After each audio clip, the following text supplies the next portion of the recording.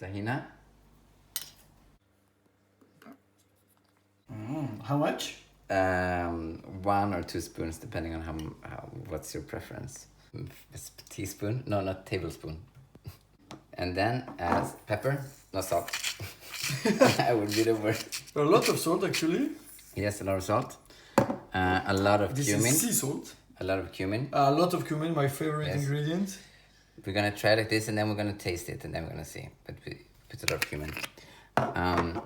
Some paprika. Sladka paprika is actually an English. Really a lot. That was I dropped it. Okay, we cut.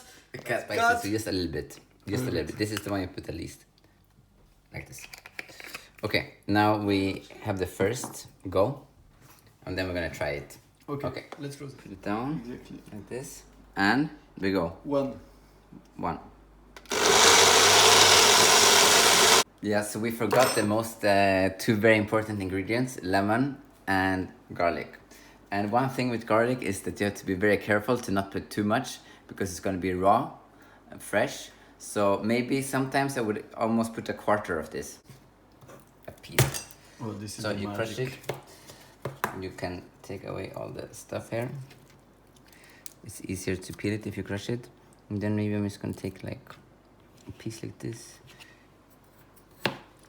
This is already, I think this is enough. Second important ingredient, special ingredient. Yes, the lemon. Okay. How much? For one hummus? You have to taste, but maybe half for 1 jar. But you have to taste also, because there's different strengths in them. And then just remember to put your hand under when you press it, so you don't get the seeds inside. Okay. Oh, that's a good tip. Yes. Wow. Wow, Okay, that's magic like actually. Our perfect normal hummus. Now we're gonna do a fusion. Pesto hummus fusion. This is an invention from Mr. B. Yes. So it's with chickpeas again. Again, chickpeas. We're going to fart again all night. That's good. Something like this. But this time, there's not going to be any tahini. Oh. Instead, we're going to go for the pesto version. So we put freshly picked basil. Basil. We put some very nice olive oil here. Which is some more than we did. Italia. Yeah, Ooh, more than we did last time, because it's replacing the tahini. And then we put some more garlic also. Maybe it's cut it a little bit.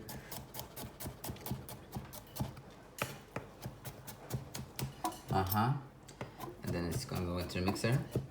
Yeah. Very nice. Actually, maybe not all of it, but something like this. That's very good. And we take lemon again.